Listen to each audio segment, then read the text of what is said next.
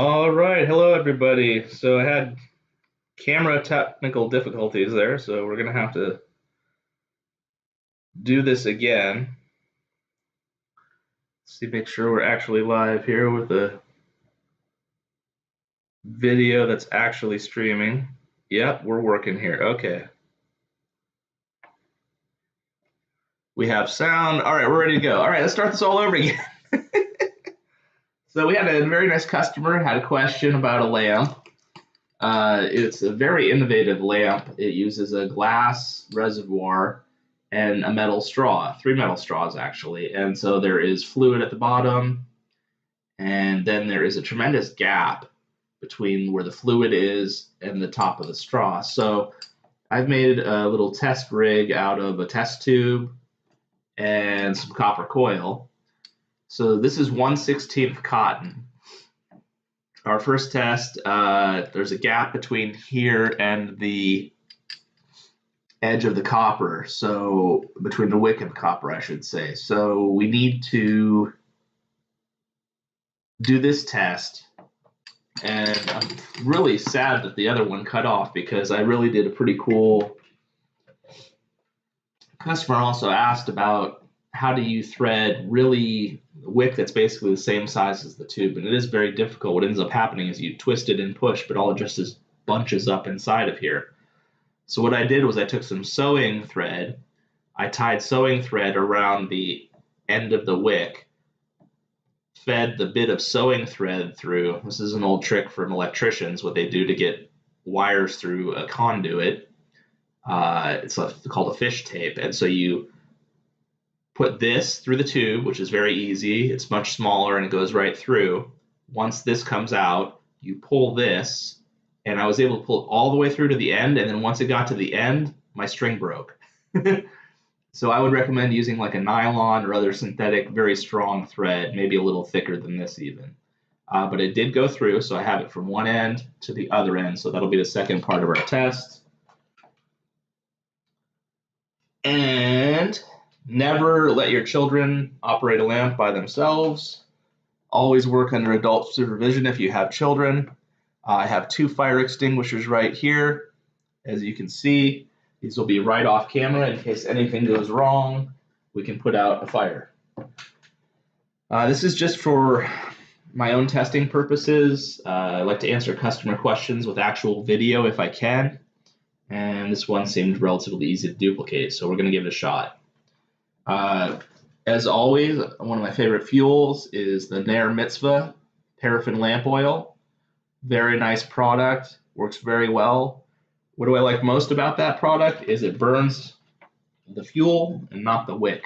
So your wick lasts very long with paraffin lamp oil. All right, so what do we have to do? The next most important thing. Normally this would not work at all. This is an experiment, and if this doesn't light and stay lit, it's because it's an experiment. In our last video, we learned that you can pull about 5 inches between the level of the fuel and wherever your burning tip is. So this is, we should go to the tail of the tape. Let's get a tape measure and figure out what we've got here. Currently, we have about 7 inches between fuel level and what will become the burning tip. Next most important thing than your fuel level is to make sure you pour fuel down the top to the bottom to make sure your wick is wet from top to bottom. The way I like to do that, now this all might go terribly wrong. I think this is the fuel I was using last time. Worst case, this is water, and we're going to have all kinds of problems because it's water and not fuel. But I'm pretty sure it's fuel that we used in the last video. So what am I going to do? I'm going to slowly squeeze. I'm sorry, I'm left-handed. I should do this right-handed. Slowly squeeze wick or fluid down the top of the wick through the straw and in. So do a little more because I just want to make sure it is absolutely important that your wick is wet from top to bottom. Why is that important? Anybody who's ever used a water pump will know most of them will not pull air. What does that mean? You need to prime the pup with water. So in case of a wick, you need fluid. This cannot have a dry spot. So if it was wet from here to here, because you put a couple drops but not all the way, and it was just a little wet here, you had fluid reservoir on the bottom and it went up a few inches, but you had a dry spot in the center right here where it's not wet at all. You will burn the fluid out of here. You'll pull the fluid out of here. It'll hit the dry spot. It will not be able to pull fluid against air. So it is very important to have it wet from here all the way to the bottom wherever your fuel level is. And once this is completely wet, then you can actually have a continuous wicking action. So how will we know that we were at 7 inches before? Let's see where the fluid level is at now that we added a little bit of fluid. We're now at about 6 inches. So that still should be a pretty good test. Remember before at around 5 inches, our flame would die out actually. So once again, never let a kid operate a lamp. This is only for adults. This is fine to have an adult do this with a child, as long as the child does not touch fire. I have fire extinguishers. Always with all of my tests, I have fire extinguishers. This is a DIY lamp. I do not want you to duplicate this. This is only for testing purposes. Anything you make yourself, you should stop by your local fire department and show them what you have made. I'm sure they'll even let you light it there. Your fire department's very helpful. We went to an event. It was a community event, and the firefighters had a propane barbecue setup and a water fire extinguisher, and they let the kids learn how to put out a fire with a fire extinguisher. It was really very good. I would never recommend a kid put out a fire by themselves, but there was never an emergency. At least our kids would know how a fire extinguisher works. So here we go.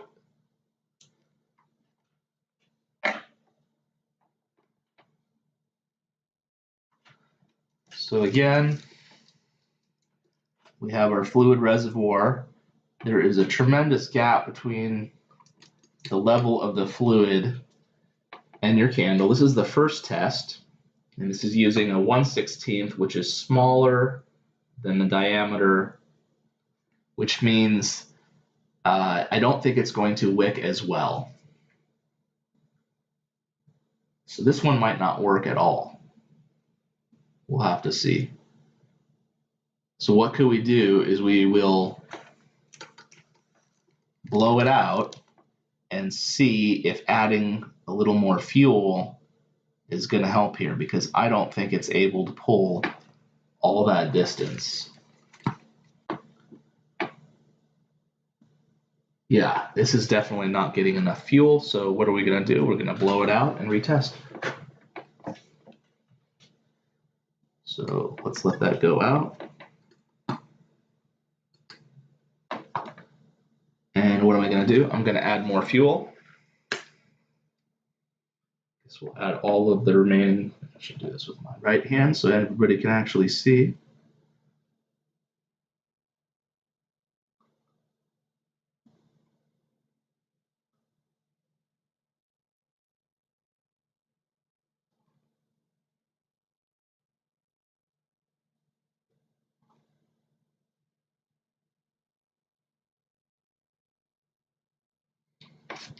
Okay, let's see where we're at now. I might need to add more fuel to my little. So you see the fuel level has gone up substantially.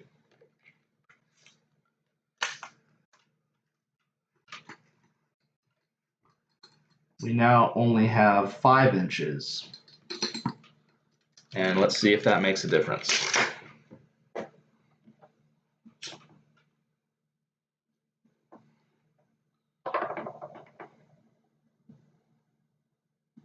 Yeah, this is looking happier already.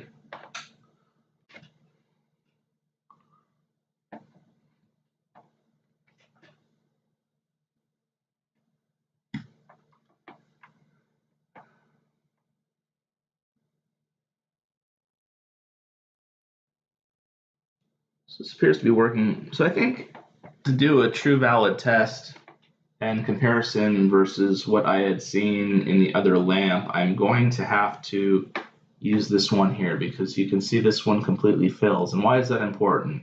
We talked about how the closer fibers are spaced together, the better it's going to work. And also, the less space there is between the wick and the wall of the tube, the better it's going to work. So I think definitely we're going to go ahead, and I think what I will do is I will tie a knot in my... So I've tied a little knot in the bottom here just so that I can't accidentally pull it back through because it was quite difficult to get this to go through. So we're not having a lot of luck with that style. You'll see here, this is the one we did yesterday. We're going to prime that. Make sure that this one is wet, and we'll see how much better this one works or doesn't work. Now I might need to add more fuel, but it looks like it's still wet.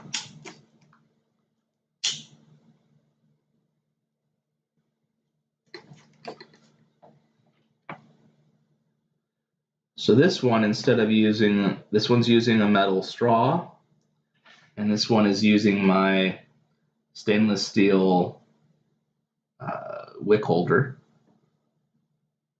And let's see if this one dies down, but you can see how well that works. Still have, so this one is not working. So to give you an idea, that's the difference though. You see how much further the fluid has to travel up the one inside of the straw. So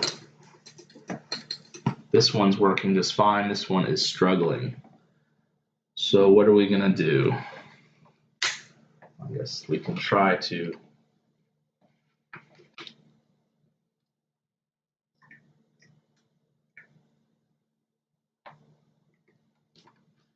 increase the fuel level.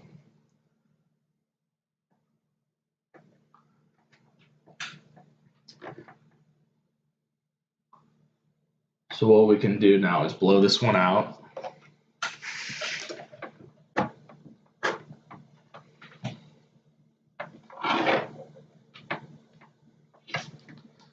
Let's kind of make sure it's out. Also, I have to fish that out of there somehow. I think maybe I can try from there, but that's going to be messier. Let's see if I can. Nope, there's not enough of it sticking up.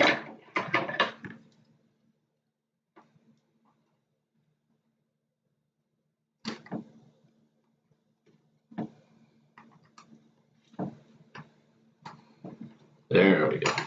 Okay, let's try this again. So what have we done? We have increased the fuel level so it is virtually the same. See the one we made ourselves here with our stainless steel holder is working just fine. It's very interesting. So what could be happening? Well, it could be a fluid level issue.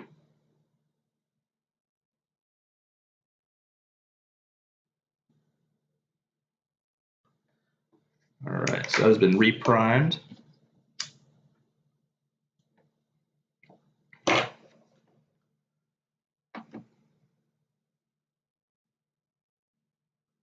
So this may make all the difference. Having enough fuel in there is always a big issue. If you don't have enough fuel, it's just not going to work.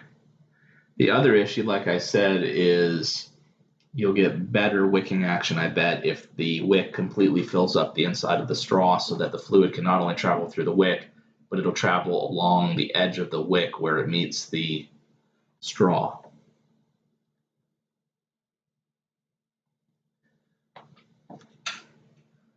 Well, I'm really glad I have this one right here because it shows that that design has no trouble. It couldn't be simpler either because it is just literally a washer, my stainless steel wick holder, and my turbo air core 3/16 cotton. So this is 1/16 cotton. The other issue we could have is because it's my theory that as you go down in diameter of wick, you can pull less fuel. So the last thing I'm going to do is I'm going to go ahead and refill my container, go back over by the sink so I don't make a mess here.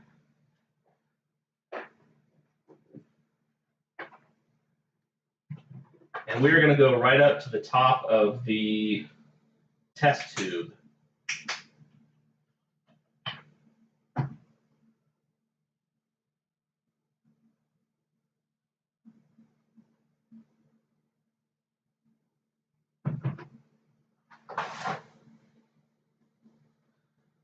All right, so we're getting more fuel.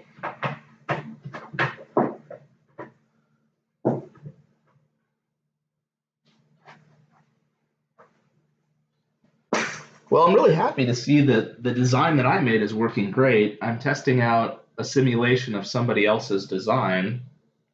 So we're going to do one last test with our 1/16. I'm going to fill the fluid level up to here, and we'll see how that goes. Then if this still cannot be made to work, eventually I'm going to tell the customer that I think that this design might not work. So let's put that out. All right, that's out. Now it can be touched.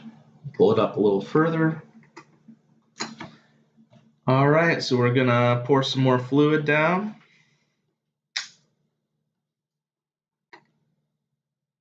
I keep on forgetting I'm left-handed, and you turn that way so it doesn't smell like burnt hair in here by putting my hand right over the flame.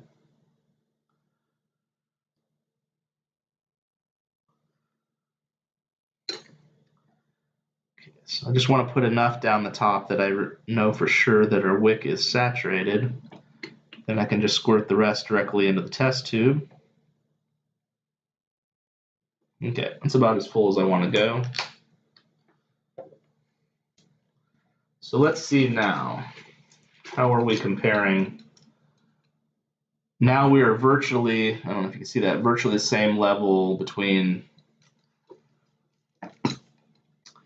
So we're just testing the style of lamp here to see how that works out.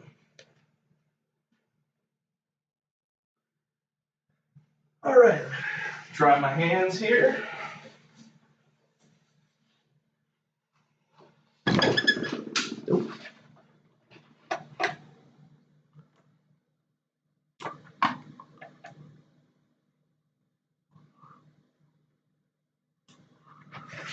All right. So we're going to give this another shot.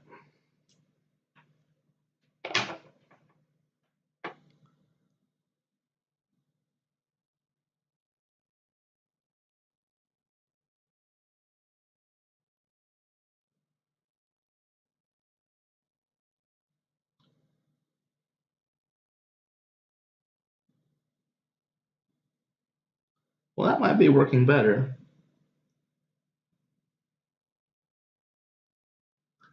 Yeah, I think it's all about the fluid level. You know, Wick is a passive pump. It can only do so much. If you look at very old-fashioned lamps, like a, what would you call it? Just a flat cotton kerosene lamp, you know, where you have a flat cotton wick. You'll notice that the way those are designed is there's the fuel at the bottom, there's the part that you adjust the wick, but the majority of a kerosene lamp is the glass shade. And so the distance between the fuel and the wick is very small. So the other difference is we're looking at a 1/16 inch wick versus 3/16. And So what can we do here? There's only so much I can fill additional fluid. I can try going right to the top here.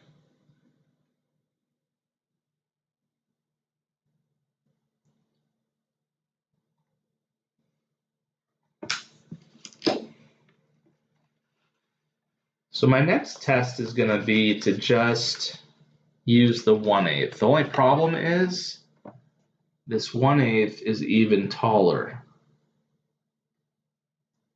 So I'm wondering how well that's going to work at all.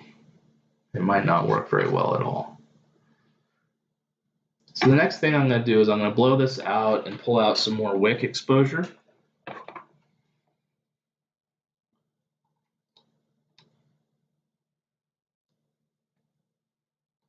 Make sure that's out before I touch it. So let's really give it some wick.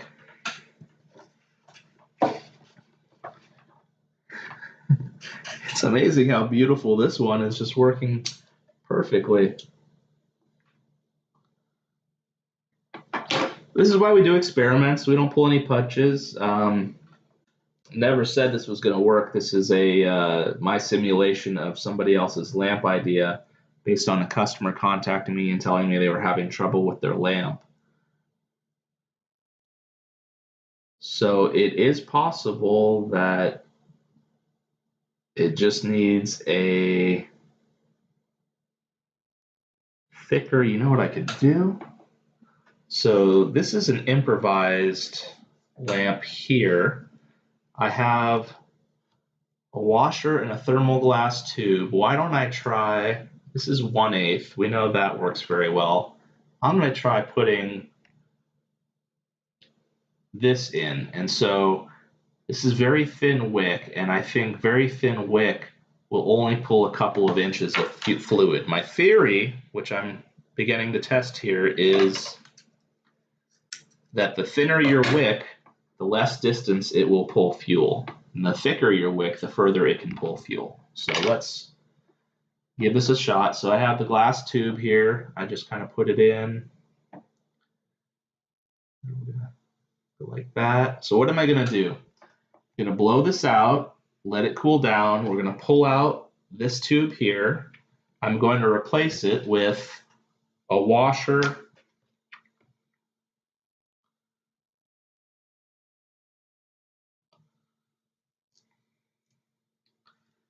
Okay, so let's blow that out. So we are using the same wick, just in a different configuration. So we are going to remove this. I have a handy test tube right next to it. We're going to put this in, the very same. We're then going to prime the wick.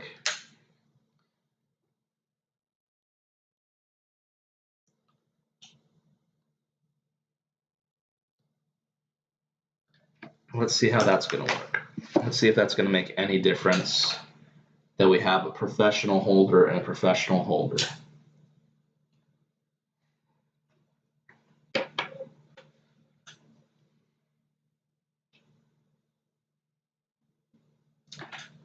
Wow. So you notice the difference it made of having this much distance. I have maybe ever so slightly more wick pulled out here. The flame will die down, but what have you done? You've cut the distance between the fuel level and your burning tip substantially between using a straw. Wow, look at the difference in that. I almost want to blow that out and pull it further into the... I think it'll die down as it burns up the... You know the other thing I want to show? Do you see how the cotton is just not even being burned inside of the fire? That's what I love about paraffin lamp oil. When I mean it burns the fluid and not the wick, that's what you're looking at. It is still, I hope you can see that, it is still cotton color inside of the flame. That's incredible.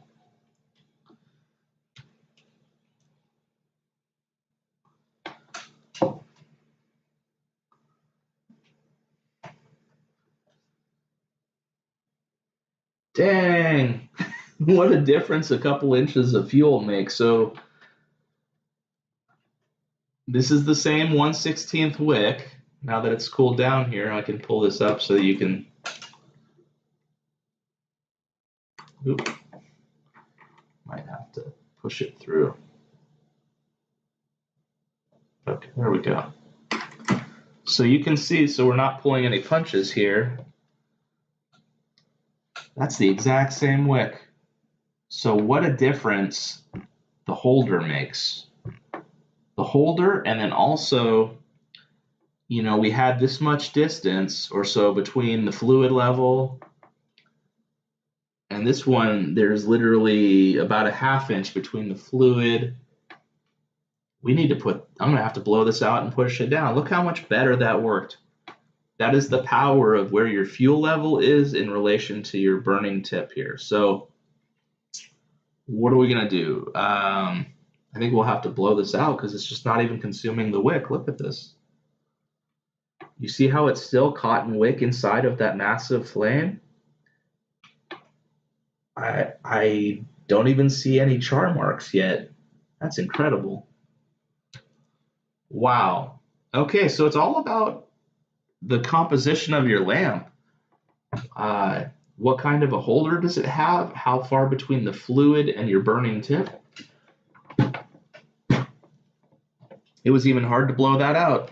So this is going to be super hot. That glass is going to be molten. The metal holder is going to be very, very, very hot. The very top of this from here to about here is going to be very hot. So I have a little piece of cotton I'm going to use as a hot mitt here. And all I'm going to do is I'm going to grab the washer and I'm going to pull the wick a little further down in. So you can see it was immersed in a huge flame and it's not even charred. So now that's where our wick is, maybe 1 millimeter, 2 millimeters. We're going to have to wrap this up. The kids are going to be home soon. They went to the lizard store to pick up some more crickets. Or I should say the reptile store. Bam, look at that. Beautiful. Wow. So I think we're definitely going to have to do a bunch of testing with all of my different diameter wicks. You know, we have the 3/16, we have a piece of 1/16 here, we have a piece of 1/8 right here.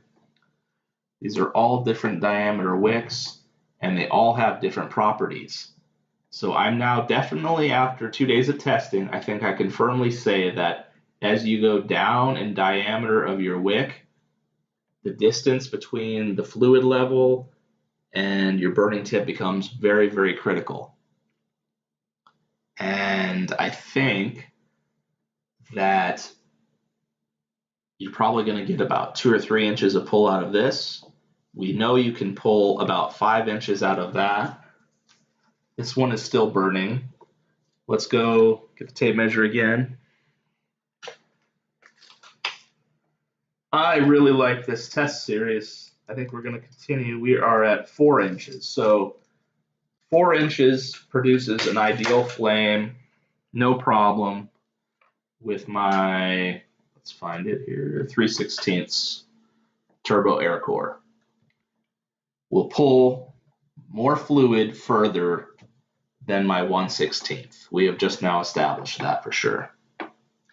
So we've proven that the 1/16 works just fine. It's not that the 1/16 is a bad product. It's just that the 1/16 needs to be used in a different way than the 3/16. And as you go down in diameter of wick, you definitely need to have your fluid closer and closer to the burning tip. That's incredible. This is a beautiful flame. This is my thermal glass wick tube. I really like these. These are fantastic. So why does this work so well?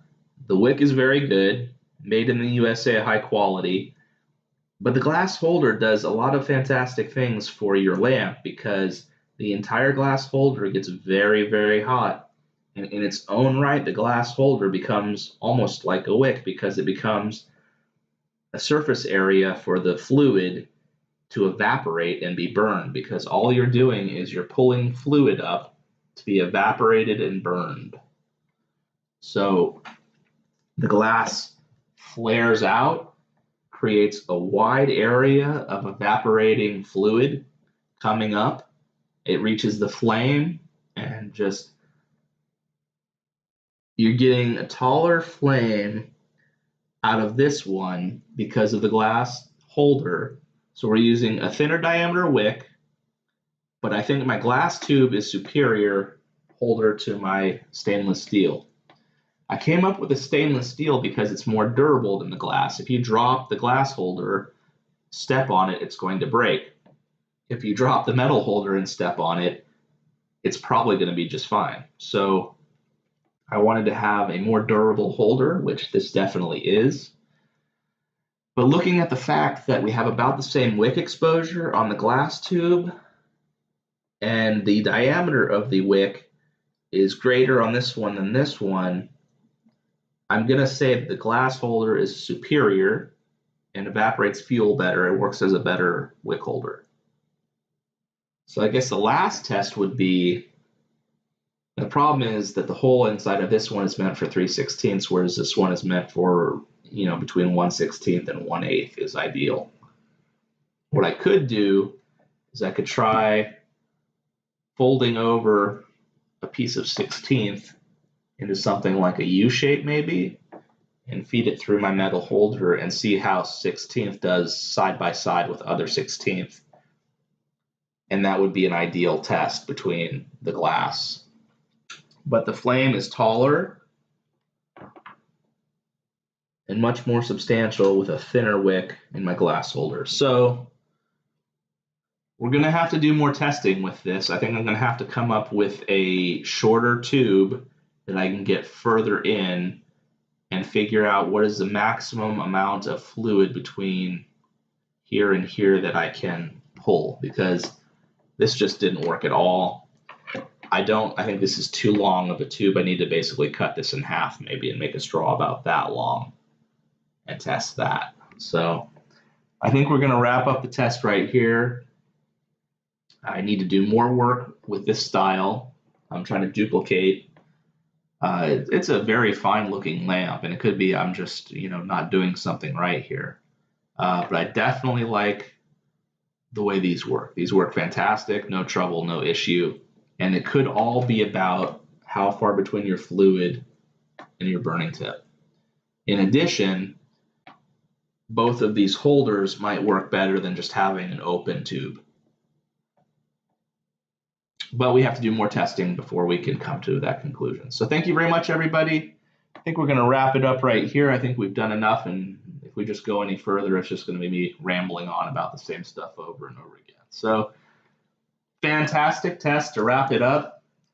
This is the one from our last test. I haven't done anything. It's still the same charred wick. I didn't cut it, didn't do anything. I just poured a couple drops to make sure it was primed and relit it. Still working beautifully. This is a fine lamp. I'm using my stainless steel 3/8. It's a 3/8 outside diameter, and it takes about a 3/16 inner diameter wick. I sell these as a kit. Comes with 5 holders, 1 small washer, 1 large washer, and either 5 or 10 feet of my 3/16. And I'm really liking that as far as a DIY kit to turn like a mason jar into an oil lamp.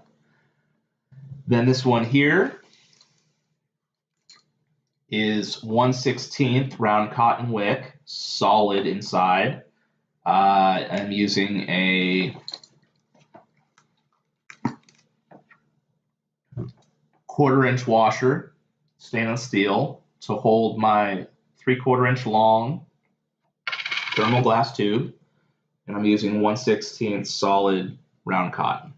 So 3/16 turbo air core, 1/16 solid cotton, solid round cotton. So that'll wrap the test up. What are we coming to find out? Wick diameter makes a big difference about how far between the fluid and the burning tip. The holder that your wick is being held in makes a tremendous amount of difference. You can see a thinner wick with the same exposure is making a taller flame than a thicker wick with the same exposure and a different style of holder. So the last test would be to run 16th in this holder and see how they compare to each other with the same fluid level. And we are still working to help the customer out. They are looking at a lamp that is a glass base to hold the fuel and has metal straws sticking in it that the wick goes through. So we're still working on this to see if we can get this working. I think I want to shrink the length of the straw. I'm going to run a wick that takes the entire diameter, so we're going to have to do at least one more test. So everybody have a good day. I hope your week is going well and you have a beautiful week. And once again, thank you very much to my customers. This is very important to me. I really enjoy doing this job for everybody, and I can't thank you enough for making that possible, because without customers, I can't do this. So I really appreciate you. Thank you. And it is a big help to me and my family. So thank you. Everybody have a good week. And we will wrap up the test there.